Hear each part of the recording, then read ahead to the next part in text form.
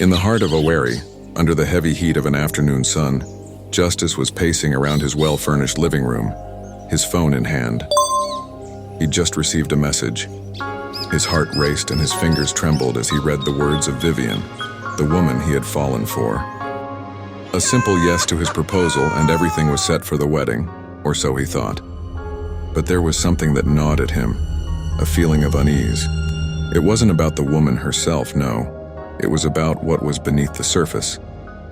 He remembered their first days online, the long chats, her soft voice over video calls, the way she always wore a buba gown and head tie. Justice had fallen for Vivian's purity, her decency. She seemed like the perfect woman, until now. But it wasn't supposed to be like this. He had imagined his wedding night differently, so different. 6 months ago, everything had started so innocently. Justice, a passionate believer in decency and values, had posted a comment on social media about the high immorality in Nigerian universities. Vivian, with her thoughtful response, had caught his attention.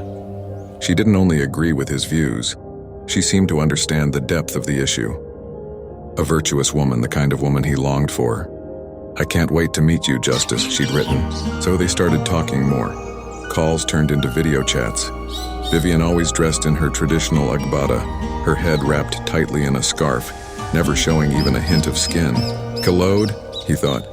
He'd never seen her in anything other than those loose, modest clothes. As their relationship deepened, Justice felt he could trust Vivian with his heart.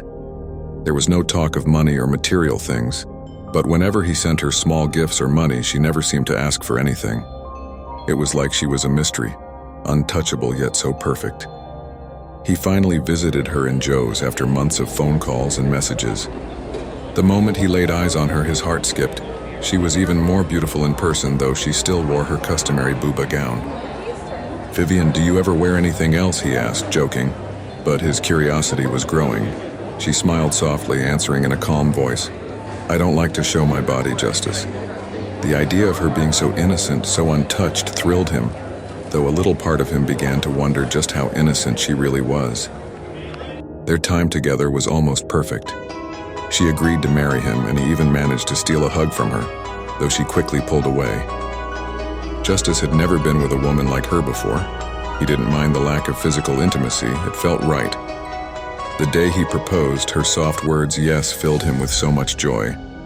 But then came the night before the wedding, a night he'd been eagerly anticipating. He was staying in a hotel room, thinking about their future. As Vivian walked into the room, he saw something in her eyes. They were both nervous, excited. "I'll just grab something from my room," he said, trying to be smooth. She followed him and they began talking, sipping on drinks. And then it happened. He kissed her. The passion in the moment made him forget everything, even the fact that she'd been so distant. She sprang back almost immediately, her face turning red. "Justice.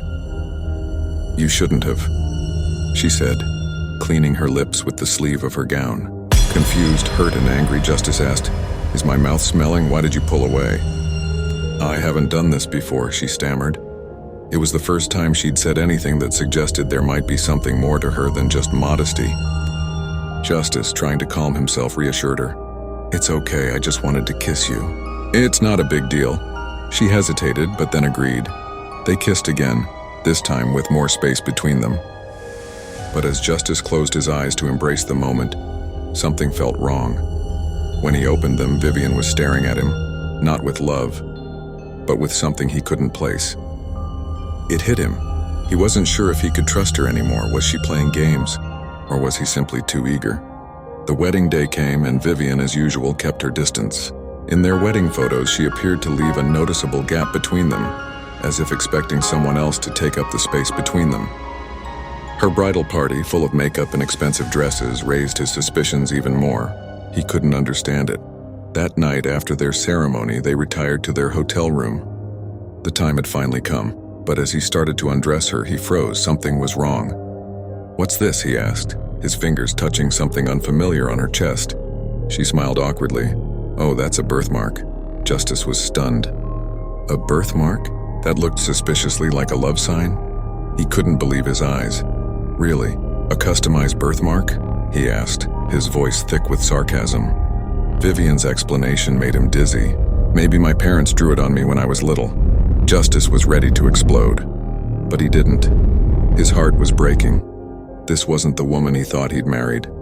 As he undressed her further, his stomach twisted. On her thigh there was another tattoo, bold and clear. Sexy Nikki. His blood boiled. Sexy Nikki? Tell me the truth, he demanded, his voice shaking with rage. When did you get these tattoos? Vivian's face crumpled and she finally confessed. It's all part of my past, Justice. I was young and foolish, but it's over now. Her past over now? He sat by the door, too angry to stand. You let me believe you were untouched, you made me spend millions on this wedding, and now I find this? Vivian's apologies only deepened his pain. I didn't want to hurt you, Justice. I swear I've changed. Justice shook his head. You don't change the past, Vivian. You just hide it until it's too late. The next morning, Justice called her parents, demanding a refund. He felt like a fool. 4 million naira spent on what? A woman who had been hiding her true self all along? As he walked away from the hotel, his thoughts consumed him. He'd been duped. But one thing was certain. He would never again let a woman's decency fool him. This story isn't to mock good girls. It's just a reminder that sometimes things aren't always what they seem. Men still love decent women, but don't let the past be a stranger that waits until the wedding night to show its face.